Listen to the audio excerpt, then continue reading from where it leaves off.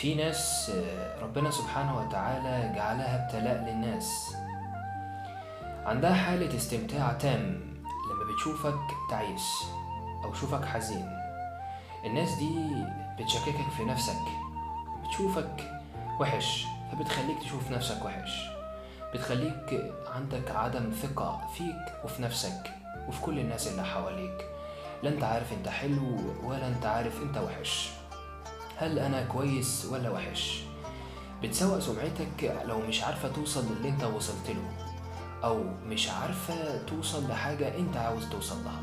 يا تسوء سمعتك يا تشدك من رجليك وتجيبك في الارض علشان ما توصلش لحاجة اعلى منها.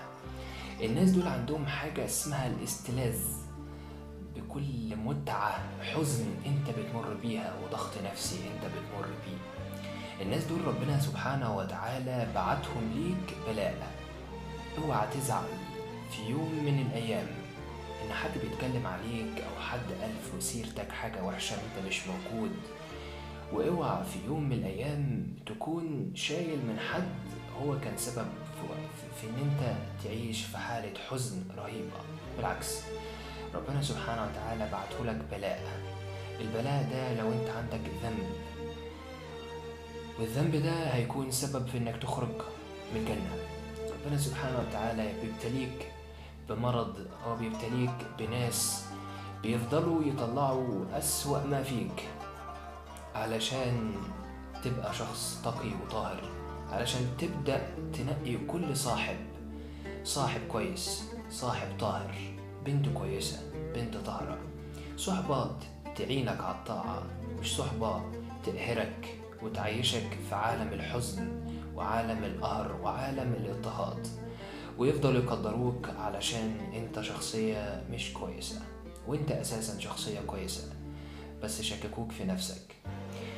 عارف ربنا سبحانه وتعالى بعت للرسول صلى الله عليه وسلم أسوأ الناس على وجه الأرض وعمره ما اشتكى، لأنه عارف إنه ده بلاء، وعارف إنه هو هيكون سبب في إنه يكون في رتبة عالية بالجنة.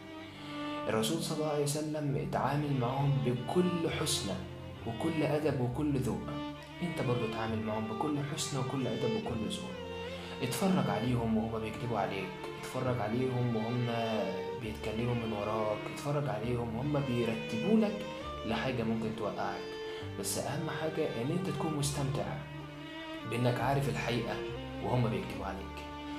ربنا سبحانه وتعالى مش بعتك عشان تحزن، مش بعتك علشان تعيش طول حياتك عمال تصاحب في ده وتسيب في ده، وعمال تحب في ده وعمال تسيب في ده. والله لا، ربنا سبحانه وتعالى بعتك علشان تعيش سعيد، ولكن الناس هي اللي عندها متعة الاستلاذ بانها تسيبك وانها تفضل طول حياتها تقهر فيك. مفيش حد بيحب حد، خير قليل قوي. بعد امك وابوك اختار لك صاحب، بعد امك وابوك اختار لك زوجة، بس ما تختارش كتير، لان الكتير وقت الجد